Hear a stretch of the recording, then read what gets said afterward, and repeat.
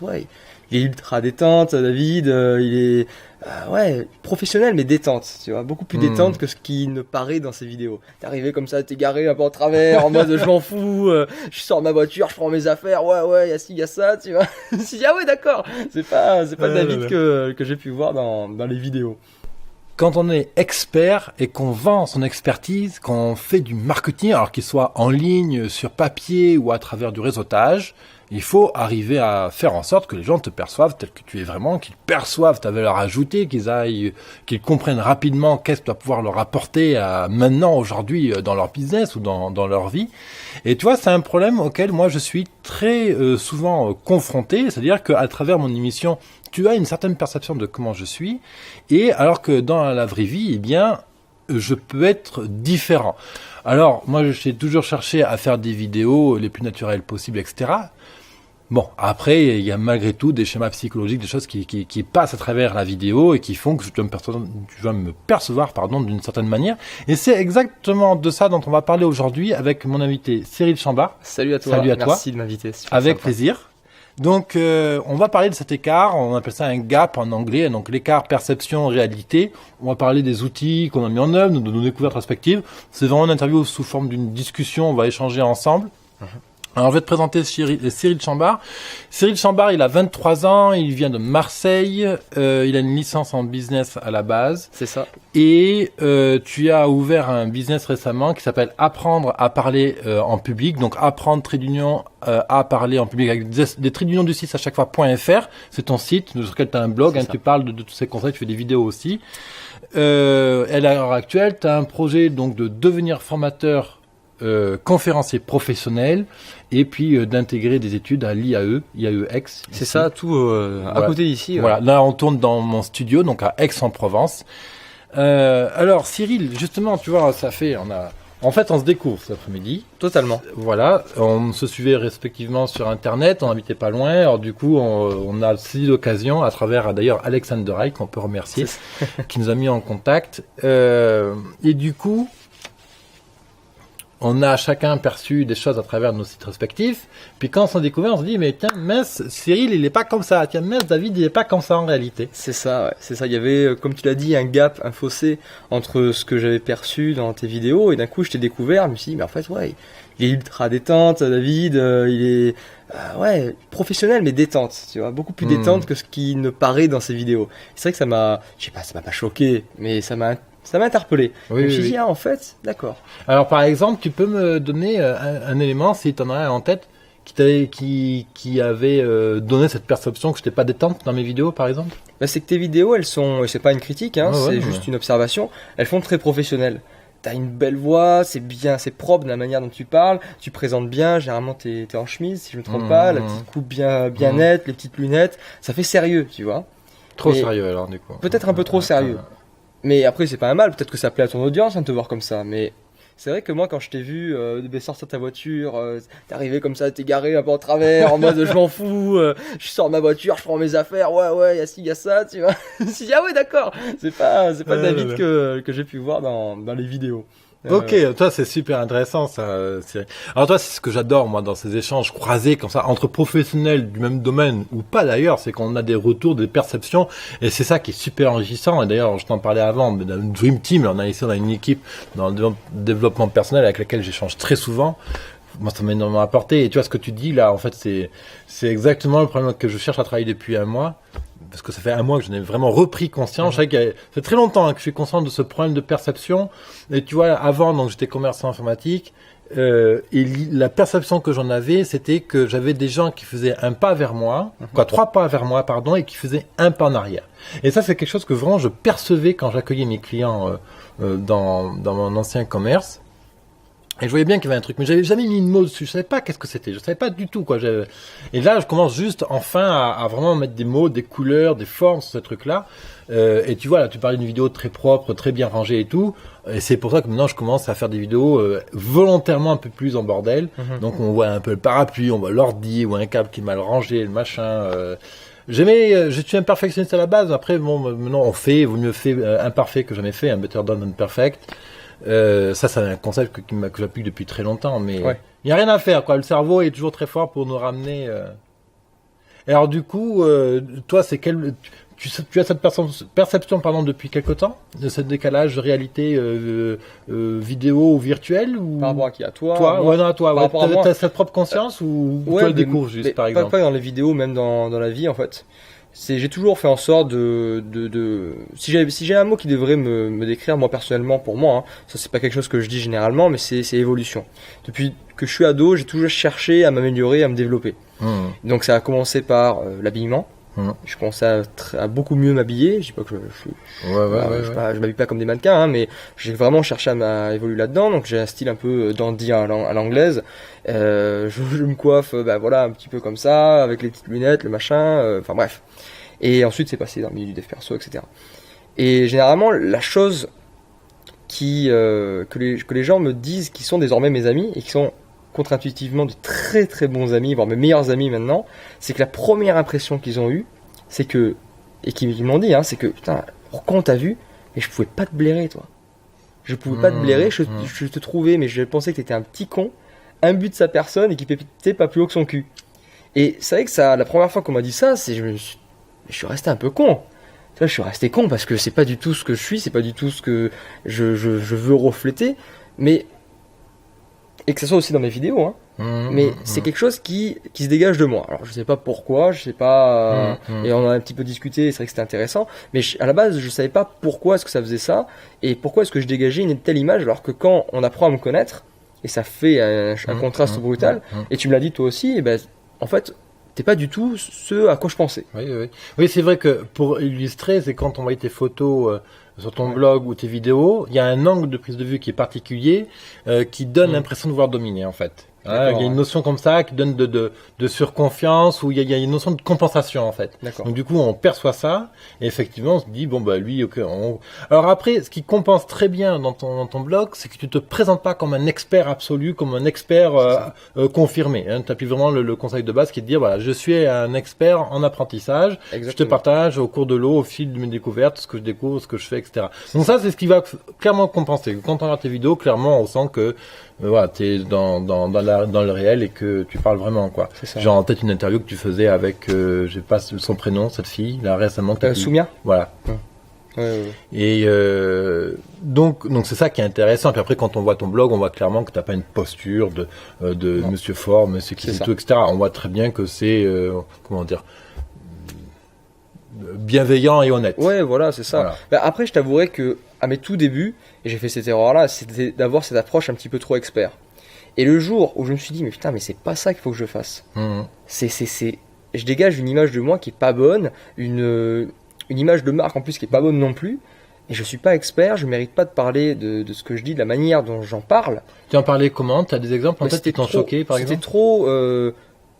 C'était trop en mode coach, c'est ça que tu dois apprendre. Non. Il y a un jour sur Facebook, et c'est là où ça, bizarrement, hein, tout a commencé à démarrer pour moi à ce moment-là. Hein. J'ai fait une vidéo où j'ai dit aux gens que maintenant, voilà, j'apprenais des choses, je vous les donne en retour, je suis en apprentissage, on évolue ensemble. Et le thème de ma chaîne, c'est ça, on apprend à parler en public tous ensemble, et on évolue tous ensemble, pas après pas. Et le jour où j'ai commencé à communiquer de cette manière-là sur ma chaîne YouTube, sur ma vidéo et sur mon blog, eh bien les gens ont commencé à beaucoup plus m'apprécier, j'ai commencé à avoir beaucoup plus de trafic, mon trafic a explosé, mes abonnés pareil, et ça a tout changé, relativement tout changé. Juste ça, c'était quand? Pour nous donner une échelle un peu aux personnes qui te découvrent. C'était il y a moins de 6 mois. Ok, moins de 6 mois. Donc sur ta courbe de croissance, t'avais un plateau, puis t'as fait un escalier quoi. Ouais, en gros, il y a eu un palier qui s'est créé. Et même moi, en termes de face à la caméra, je me sentais beaucoup plus à l'aise et plus en cohérence. Ça c'est super intéressant ce que tu dis. On dévie du sujet du gap perçu réel, mais quoique quelque part c'est ça, parce qu'en fait c'est ce qu'on appelle l'alignement avec ses valeurs et sa vision. Donc plus tes valeurs sont alignées avec ta vision, plus il y a un match, plus on relâche en fait la pression et plus on est à l'aise. Hein. C'est ça. Et en fait t'as le sentiment d'être un imposteur au bout d'un moment, tu vois. Et les gens le ressentent. Même si toi tu le ressens pas, les gens vont le ressentir. Et surtout à notre âge, ou quand on est jeune, quand on a que 23 ans, on peut pas se dire qu'on est expert sur un sujet, on connaît à peine, c'est comme si on venait de naître presque sur le sujet qu'on explique. Donc on peut pas se permettre de parler de cette manière-là. Et du moment où on se remet, je dirais, à sa place, les gens vont commencer à nous considérer à notre juste valeur. Ils vont se dire, putain, ce minot là, ok, il est jeune, mais il a une approche qui m'intéresse. Et là, les gens me l'ont dit, là, j'ai trouvé que t'as été intelligent sur ce coup-là. Bah, on va faire un petit coup de pub, mais c'est comme ça d'ailleurs, tu as eu que tu as engagé cette négociation, ce partenariat avec Dalk Energy. Ouais, clairement. Au culot, quoi. T'es allé au culot, et puis finalement, C'est c'est ça. ce qui t'a dénoté. C'est ça, exactement. Et je veux pas la ramener à moi, mais c'est aussi comme ça d'ailleurs que j'ai eu l'opportunité d'ouvrir mon premier commerce. C'est D'accord. que j'achetais des produits informatiques à un commerce de proximité, Ouais. et ce type-là avait un commerce en éperdition dans une petite ville perdue quelque part dans le Gard. Il m'a dit, putain, ce jeune, je le vois comment il progresse depuis quelques années, donc de l'ordre de mes 15 ans jusqu'à 20 ans, 19 ans et demi à peu près, j'achetais des produits régulièrement, j'achetais déjà à un prix cher, je les revendais à mes clients encore plus cher. Et il me dit, bon, ben, écoute, moi je vois comment tu as évolué depuis quelques années, si tu veux, là j'ai un magasin, je te le donne en crédit vendeur. Et c'est comme ça que j'ai eu cette première opportunité, Excellent. justement. Excellent. Donc je te rejoins 100% sur... C'est juste ce que tu dis, c'est que c'est pas qu'au niveau des personnes qui vont venir acheter tes produits, c'est aussi au niveau de tes partenaires commerciaux. Les gens vont se dire, ce minot, mais cette personne, elle est humble. Voilà, c'est ça. Elle est humble et elle sait se mettre à la place où elle doit être par rapport à son expertise et son expérience. Elle pète pas plus haut que son cul et justement, ça reflète et ça dénote d'une forme d'intelligence. Voilà. Et ça, je trouve, pour moi, hein, que c'est l'une des meilleures formes de... c'est l'une des meilleures manières de faire si on veut débuter dans n'importe quel type de business. Mais je pense que Savoir quel que soit le domaine, en fait. Ouais, voilà, peut-être, ouais. Mais alors, si tu veux, on peut revenir sur le sujet initial, c'est qui est donc la perception de comment on est et c'est vrai que moi, c'est un gros sujet chez moi. Ouais.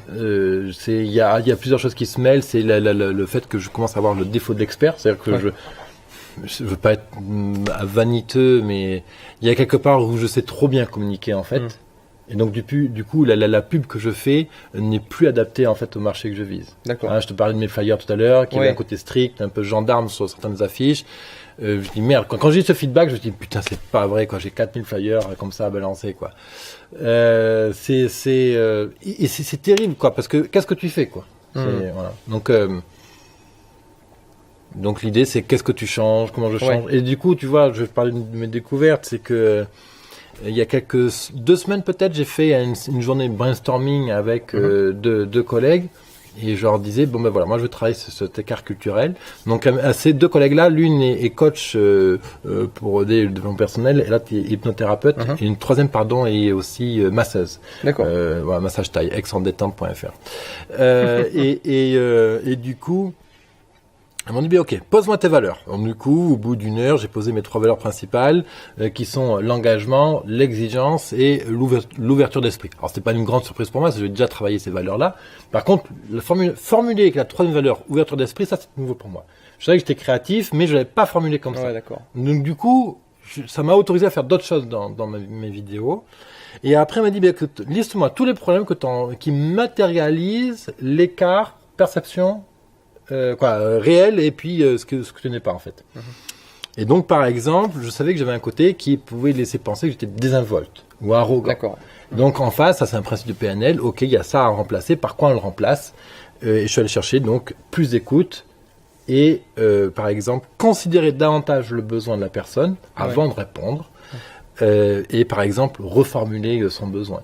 Ouais, dans des trucs de base que je maîtrise au niveau commercial, genre le meilleur moyen de faire comprendre à un client que tu l'as compris, c'est de reformuler ce qu'il a dit. Mais des fois, on est tellement dans l'expertise qu'on oublie le truc. On oublie son client alors qu'on devrait s'oublier soi au profit de son client. C'est ça. C'est vrai que c'est un principe de base de la communication, mais des fois on a tendance à l'oublier parce qu'on est un petit peu trop centré sur soi. Et moi aussi j'ai ce problème-là. C'est intéressant ce que tu me dis, toutes ces clés que tu donnes, parce que c'est des choses sur lesquelles je dois travailler aussi. Et juste ce que tu m'expliquais tout à l'heure, voilà, se recentrer vers les 30% de l'autre au lieu de se centrer sur ces 70% de soi. Ouais. En fait, le truc, c'est, juste pour centrer, si tu ne connais pas le truc, on a beaucoup parlé de neurosciences et plein de choses comme ça. Et justement, le cerveau, 70% de la capacité de ton cerveau, c'est une moyenne, se concentre à te gérer toi. Donc, combien de litres de sang il faut envoyer dans les poumons, qu'est-ce que tu vas dire, comment lui va penser, qu'est-ce qu'il va penser de moi, etc. 70% de la capacité intellectuelle est associée à ça, et 30% seulement à ce qui se passe autour de toi. Et l'idée, justement, c'est que quand on a un développement personnel, etc., d'augmenter cette place que tu donnes à l'extérieur, autrement dit, à ton interlocuteur. Évidemment, parce que plus tu reçois de messages de lui, plus tu es capable, derrière, de l'aider et puis d'être efficace dans la com. Bien sûr. Là, c'est briser l'ego et totalement être beaucoup plus centré sur l'extérieur plutôt que sur l'intérieur. C'est pas facile à faire au début. Non. Mais quand tu en prends conscience et que tous les jours, un petit peu, tu essayes de te rapprocher plus de l'autre que de te centrer sur toi, ben, petit à petit, on y arrive. Oui. Petit à petit, on y arrive. Moi, je pense que c'est comme faire du sport, arriver à faire du sport 1 heure par jour. Tu commences avec 5 minutes, puis après tu passes à 8, puis après et progressivement. 10, Et tu as la même idée que aussi, très souvent, et ça c'est un problème que je suis encore en train de travailler, les gens pensent que dès qu'ils me rencontrent, je cherche à leur vendre un truc. Ah ouais, c'est vrai, tu en avais parlé. Ça, alors, c'est vrai que j'ai eu des périodes dans ma vie où c'est clair, quoi, que je rencontrais quelqu'un, je cherchais à lui vendre un truc, quoi. Ça, c'est clair. J'ai eu ce genre de période. Ce qui m'a en même temps donné ma force de conviction. Le truc, qu'est-ce que je voulais dire? C'est gênant parce que je cherche pas à leur vendre systématiquement un truc, quoi. Moi, je suis tellement passionné à avoir échangé, j'ai déjà identifié en fait le travers dans lequel cet entrepreneur est, qui l'empêche d'accéder à son truc, que je suis déjà en train de lui livrer la solution, en fait. Mais l'autre, en fait, il n'a pas encore conscientisé ce problème. Donc, c'est un vrai sujet, quoi. Ouais, en fait, c'est peut-être pas conseiller les gens, tout simplement écouter leurs besoins, c'est ça. et ressentir ce qu'ils ont besoin. C'est ça. Ça fait penser à un article que j'avais lu où ils expliquaient ça. Arrêtez de donner de bons conseils à vos amis et écoutez-les, quoi. Oui, et ça, c'est un problème que j'ai. Je suis toujours très factuel. Ouais, faut que tu fasses ça, faut que tu fasses ça. Mais en fait, quand en plus, t'es pas bien, il s'en fout. Tu vois, comme ton client. En plus, dans le fait de dire il faut que tu fasses ça, il y a deux problèmes. C'est personnel. Le problème, c'est que on applique son modèle à l'autre, alors que l'autre, peut-être que c'est pas son propre modèle. Et le deuxième, c'est mais ça, je parle pour moi, c'est que on utilise même le verbe falloir. Et quand on dit il faut, en fait, c'est antinomique avec les désirs, les valeurs du cerveau. Il faut que ça parte du cœur, en fait. Ouais, bien sûr. Ça, c'est une obligation et donc c'est une contrainte pour la personne. C'est ça. Donc c'est tout ce que doit pas faire un coach. Sauf urgence, maladie ou autre truc. Là, il faut que tu arrêtes tout de suite de manger de la graisse parce que sinon tu pètes dans une semaine. Parce qu'il y a un sentiment d'urgence. C'est autre chose. Voilà. Et là, on n'est pas du tout dans ce contexte-là. Nous, on gère pas d'urgence. On n'est pas. C'est pour ça que les coachs, lorsque je m'étais fait coacher, font toujours la différence entre le coaching, qui est l'accompagnement, la compréhension de l'autre, et comment on appelle ça, l'accompagnement où cette personne faisait vraiment la transition en disant ça, ce sont mes croyances. Je vais te donner du conseil, ce sont mes croyances. Donc tu prends ce qui t'intéresse, mais pas plus. Et c'est ça la grande différence. Exactement, avec le coaching. tu prends les et ça, c'est très important. Alors, du coup, c'est qu'on discute là. On fait vraiment l'interview live. C'est la première interview live que je fais. Quand live dans le sens. Pas préparé. Voilà. On a juste préparé quelques mots clés le sujet au début et c'est très intéressant comme ça. Alors, du coup, comment tu penses toi travailler l'écart, le fossé entre justement ce que tu es réellement et comment les gens te perçoivent? Parce que tu as quand même un gros projet, c'est de devenir formateur, conférencier professionnel. Donc là, on est plein dans le personal branding, dans la perception, dans l'écoute. On peut parler de CNV, donc la communication non violente, l'usage de la PNL pour accrocher l'autre et le faire rentrer dans ton univers, puis de la PNL pour rentrer dans son univers. Quoi. Bref, il y a plein de trucs comme ça. Alors comment faire comment faire? Comment toi tu travailles ça? Comment moi je travaille ça? Bah déjà, ça a été par une prise de conscience. Quand les gens commençaient à me dire que c'était la première chose à quoi ils pensaient quand ils me voyaient. Oui. Donc, déjà, je savais qu'il y avait quelque chose qui allait pas. Puis après, expérience après expérience, j'ai compris qu'il fallait que je gagne tout simplement en humilité.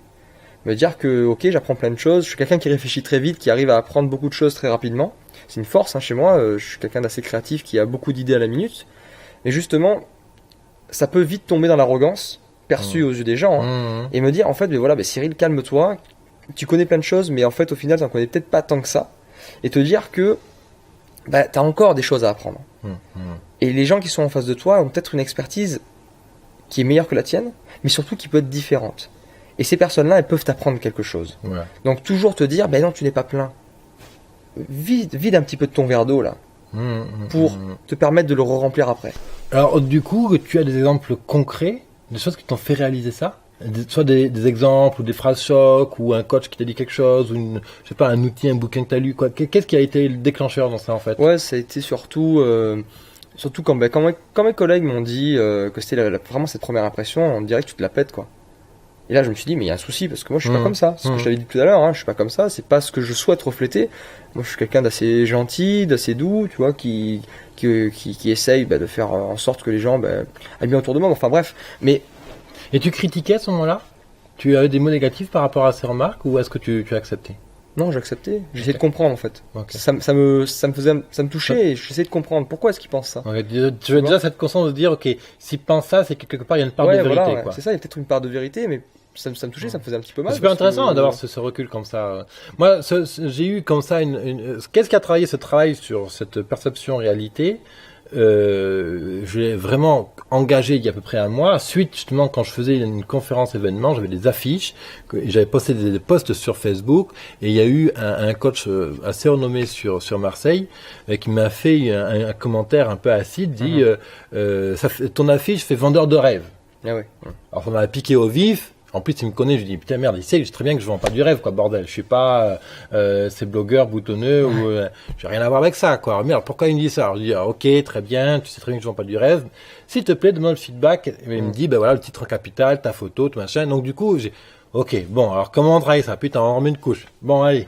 Donc, du coup, j'ai mis en pause un travail marketing que je fais à ce moment-là et je lui dis, bon, on va travailler là-dessus, sur ce gap, ce fossé de perception. Bien sûr. C'est long, hein? C'est pas facile. Moi, j'aimerais bien trouver un travail comme ça, une méthode pour accélérer ce travail, parce que c'est vrai que ça m'aiderait beaucoup. Bah c'est clair. Après, je pense que c'est plus un travail d'introspection, un travail d'humilité. Moi, c'est vraiment ce qui m'a le plus aidé, c'est de me dire, me remettre un petit peu à ma place et apprendre à écouter. Juste à écouter et se dire que les personnes autour de nous, elles sont un peu plus intelligentes qu'on peut le penser et qu'elles peuvent nous apporter quelque chose. Et c'est se recentrer sur l'autre au lieu de se centrer sur soi, sur ce qu'on apprend et sur et par rapport à ce qu'on pense être quelqu'un d'intelligent, plus intelligent que la moyenne, machin, mais Dieu. En fait, pas tant que ça. Tu t'es intéressé à ce qu'on appelle l'intelligence collective? L'intelligence collective, ça me dit un truc, mais L'intelligence collective, c'est justement, t'es en groupe et tu fais par exemple des brainstorming en groupe. D'accord. Alors moi, j'ai eu l'occasion de tester ça ici avec Olivier Crissol, moi qui est mon coach PNL. Et justement, lors d'un atelier, on était peut-être 8. Et alors, je sais plus sur quoi il avait fait travailler.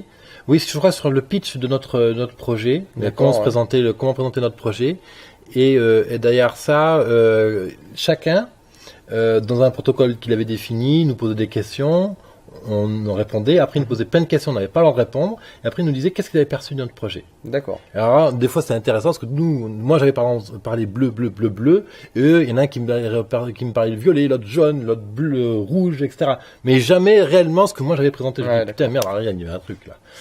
Voilà. Et c'est vraiment comme ça aussi, ce genre d'intelligence collective justement où tu prends du feedback et tu intègres, et là tu avances à une vitesse exponentielle, quoi. Bien sûr. Ah, ça je pense que c'est le meilleur moyen de progresser, c'est par le feedback, avoir un retour. Moi, je vois, depuis que je me prends en vidéo pour mes discours, j'ai un effet miroir qui me permet d'avancer beaucoup plus rapidement. Avoir un mentor, tu vois. Ou alors lire des livres, avoir une expérience, mais extérieure. Avoir un regard extérieur sur notre projet. C'est le meilleur moyen d'évoluer. Je sais pas, toi, quel a été ton feedback par rapport aux vidéos. Moi, je me rappelle la première vidéo que j'ai enregistrée en anglais. C'était pas une vidéo, c'était un podcast à l'époque, donc version que audio. J'étais en Inde et j'enregistre mon premier podcast, je me réécoute, et là, je ne comprends pas ce que je dis. Je n'arrive pas à me comprendre. Excellent. Alors là, je tombe des nues. Je me dis, je comprends maintenant pourquoi Bhaskar, donc mon partenaire d'affaires, ne me comprend pas, etc. Il me fait toujours répéter machin. Alors la première chose que j'ai faite quand je l'ai recroisé, je me suis excusé, quoi. Ça faisait 2 ans que je pourrissais, mais putain, tu peux pas m'écouter. Je veux pas te structurer, non, et regarde-moi parce que les Indiens regardent pas dans les yeux quand on parle. Ah oui. Donc c'est très déstabilisant pour nous Français. On se regarde, bien sûr, parce qu'il y a une lecture sur l'œil. Alors eux, ils lisent autre chose. En fait, ils lisent pas l'œil. Et il y a plein de choses comme ça. Je dis putain, merde, c'est chier. Hein. Après, je me suis excusé, excuse-moi pour mon anglais si mauvais. Donc, du coup, je me suis mis à travailler. Et c'est de là, d'ailleurs, j'ai pris des cours d'anglais systématiquement tous les jours pendant, je sais pas, 4-5 mois pour travailler l'anglais, quoi. D'accord. Ah, le coup des yeux, je savais pas du tout. Tu vois, chez les Indiens. Oui, les yeux, on regarde pas. Il y a une notion de classe, en fait. Quand les Indiens se sentent inférieurs, ils regardent pas dans les yeux. D'accord. Ok. Alors, Bhaskar, ils ne sont pas particulièrement inférieurs, mais bon, sa culture. Ouais, c'est la culture qui Il y a quand même des trucs qu'il applique malgré lui. D'accord. C'est les principes des castes, c'est ça? Oui, alors c'est plus subtil que ça. Ouais, d'accord. Pas rentrer dans les détails, mais. D'accord. Ouais. On en reparlera peut-être. Mais de toute façon, t'es en Écosse, on va parler d'Écosse. Ouais, c'est ça, ouais. Voilà, alors je sais pas, là on est à 24 minutes d'enregistrement, un peu moins peut-être sur la vidéo. Il y a un truc que tu as envie de partager, toi, du coup, une des découvertes que alors tu parlais d'humilité, donc pour gommer un peu ce décalage, ce que les gens perçoivent, ce que tu es réellement. Ouais. L'humilité, franchement, c'est. Alors concrètement, tiens, comment tu l'appliques, voilà, parce que dire ok, je suis humble, ok. Mais, c'est clair, c'est pas juste se dire je suis humble. Non, l'humilité c'est quelque chose qu'on doit pratiquer un peu tous les jours. C'est se dire voilà, je suis cette personne, mais il y a d'autres personnes autour de moi. Tu vois. Ces personnes-là, comme je l'ai dit tout à l'heure, elles nous ont des choses à nous apprendre et c'est se remettre à sa place. Tu vois. Écouter, ça c'est la chose la plus importante. Réapprendre à écouter. ce que les autres ont à nous dire, ce que les autres ont à nous apprendre. Et je vois pas d'autre moyen, il n'y a pas d'autre méthode. Après, l'humilité, comment tu peux la cultiver? Il y a que de cette manière-là. Je crois que l'humilité, c'est accepter ses vulnérabilités, Ouais, aussi, accepter ses faiblesses, aussi. et dire, je suis bon dans tel domaine, et j'ai ça peut-être à travailler. Ouais, voilà, ouais. J'ai J'ai ça à telle travailler. faiblesse et je Je l'accepte. suis pas spécialement bon là-dedans, et je suis aussi bon là-dedans. J'ai Voilà, ses faiblesses, voilà, j'ai ses c'est forces. ça. Je les accepte, mais je cherche pas tout le temps à les exacerber, à montrer que je Mhm. suis le meilleur, égocentré, le plus beau, le plus fort. Non, il n'y a pas besoin de ça. D'ailleurs, Les gens n'ont c'est pas un besoin de ça tr- pour nous apprécier. c'est un très bon outil d'ailleurs pour auto-détecter ce manque d'humilité. C'est-à-dire que si tu as besoin à chaque fois de cacher des choses, Bien sûr. putain, je suis pas assez bon pour ça, alors faut que je mette plus de maquillage, plus de Ouais. trucs pour faire ma vidéo, une meilleure vidéo. Si tu as ce genre de réflexion, c'est une bonne manière de prendre conscience effectivement qu'il y a un travail d'humilité à faire. Exactement. Ou alors d'exacerber toujours ses propos. Mhm. De dire, oh, mais tu sais, moi, je suis parti ici, c'est mieux que cet endroit-là, Mhm. ou moi, je sais faire ça super bien, je suis le meilleur commercial de ma boîte. Si on commence à avoir ce genre de discours, ce Ce genre qui de peut être vrai, communication, ce qui Aussi, peut être vrai, mais c'est pas pour autant que c'est une bonne chose de la ramener de cette manière-là, en fait. C'est que peut-être au final, il y a un problème de confiance et d'estime de soi à la base. C'est ça. Tu vois, et moi je m'en suis rendu compte, c'est que à force d'exacerber de cette manière-là, il y avait un problème d'estime peut-être. De toute façon, d'un point de vue psychologique, effectivement, quand on cherche à surcorriger des problématiques, c'est qu'il y a effectivement un problème C'est d'estime de un soi. problème d'infériorité, Hmm. de complexe d'infériorité qui se transforme en complexe de supériorité.